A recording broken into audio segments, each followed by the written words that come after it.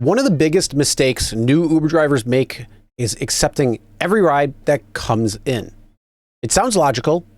More rides should equal more money, but in reality, accepting every ride can actually make you less money, waste more time, and put more miles on your car. Let's talk about why.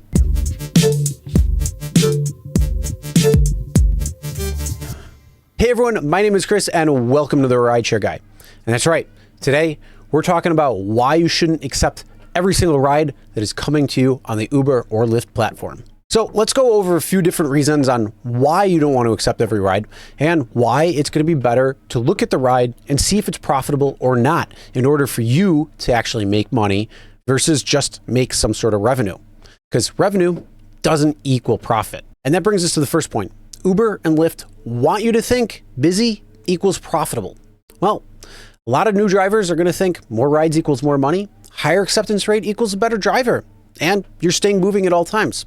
But as I said, there's a huge difference between revenue and profit. You could have a driver who's making maybe let's say 30 an hour, and they have low mileage because they're cherry picking the rides and taking rides that are only profitable to them. And maybe they know their costs associated with driving.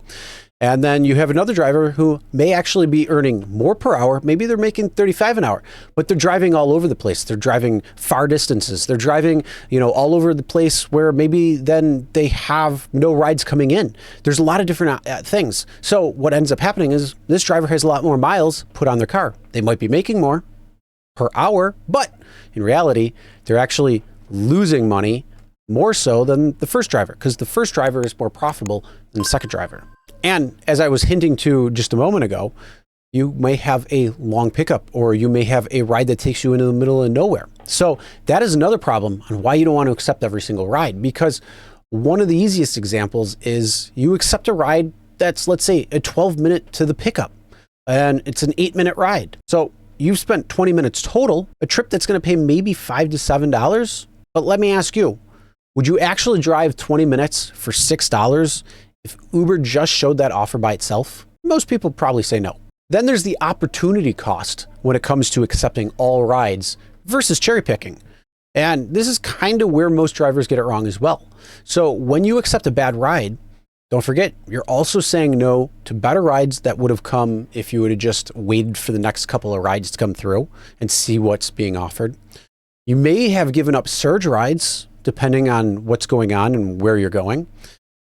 Airport trips, if that's what you like doing, or just going into a busy area or staying in an area that you want to be in versus being taken out somewhere where you don't want to go. So remember, one of the things too, is not just what you made, but it's what you missed. Then not every market is the same. So you got to remember, there's important nuances there. You can't tell people never take short rides. Some markets are very dense cities. They're going to have short pickups and constant demand. Others are going to be more rural or longer pickups, dead return miles. Depends on where you drive. So you have to learn your market specifically and know where it's going to be busy, where it's not going to be busy, when you're going to have longer pickups and when you're going to have shorter pickups. So what should drivers actually look for when it comes to rides that are coming in? You want to cherry pick. You want to take a look at a ride that is something that is going to be worth it for you to take, not just blindly accept every single ride. So this is where we're going to want to talk about something called strategy. So you want to have some sort of strategy when it comes to the rides that you accept. First off, the number one thing that you need to know is the cost associated with driving your car on a per mile basis.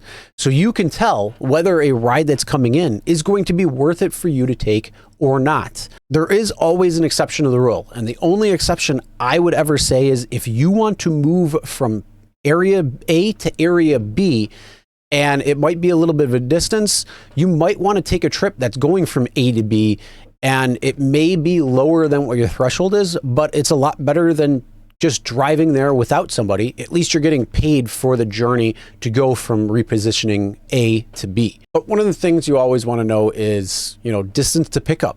That's important.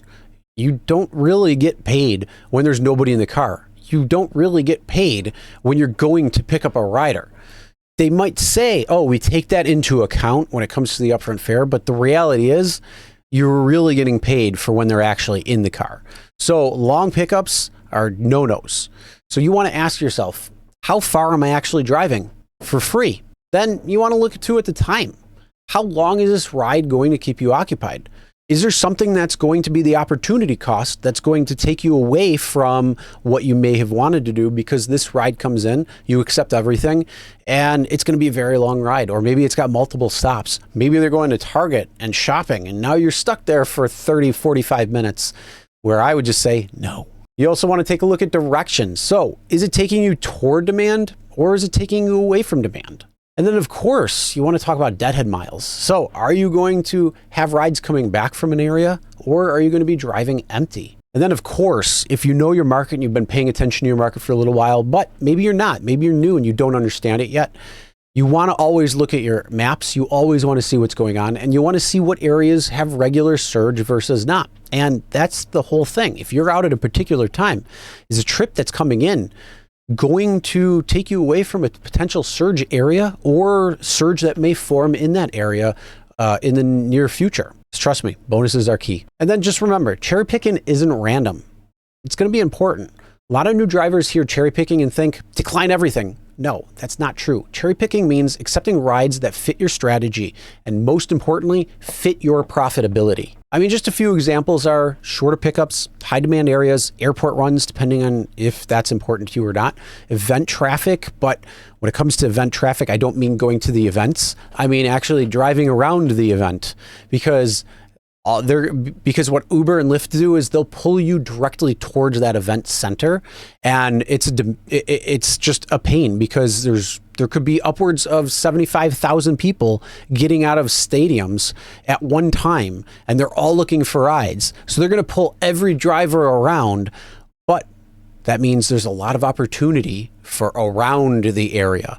And because there's no drivers in that area and the demand is still picking up because maybe there's parties that are happening, or patrons are leaving bars and they're going to other places and, going back home and that type of thing. So yeah, going on the outskirts of that is huge. You could drive events, but I don't recommend it. And then, the other thing is profitable hours. So it's not about rejecting everything. It's about rejecting the wrong things. And of course, the biggest thing is knowing your cost. I said that before, and I have to say it again because it is that important. Do you know your cost per mile? If you do, put it in the comments, let us know. But if you don't know, you have to figure it out. There's ways you can. There's calculators out there that can figure out. They're robust and they're very easy to use. So you can figure out exactly what the cost per mile is for your car. It's going to factor in things like fuel. It's going to factor in things like tires, maintenance, depreciation. Those types of things you need to know and you need to plan for. If you don't know that, you have no idea if the ride is actually profitable or not. And of course, lastly, remember this, Uber's and Lyft's suggestions aren't in your best interest. It's in their best interest. Why? Because they are a business in for themselves. And what they want to do is make sure that all riders are getting picked up in a short amount of time. So they want to make sure that drivers are scattered around. So when a ride comes in, there's a driver nearby. So something like that, where it comes to their suggestions saying head to busy areas or stay online or chase the surge or acceptance rate incentives or new reject limit quests. These are all behavior modifications to try to get you to accept more or stay on the platform longer. Uber's goal, remember, is marketplace efficiency. Your goal is profitability. Sometimes they're aligned, usually they're not. Remember, Uber doesn't pay you for having 100% acceptance rate. They pay you for completed trips. The drivers making the most money aren't accepting every ride. They're accepting the right rides. But I want to know, what are your thoughts? Do you accept every single ride? Or are you starting to cherry pick? And were you accepting every ride and began cherry picking? What did you see to your earnings? Put in the comments and let us know. And of course, if you want to know about those new reject quests, which means you can't have too many rejects in your quests, otherwise they won't pay it, check out this video right here. Make sure you're subscribed, and we'll see you in the next one.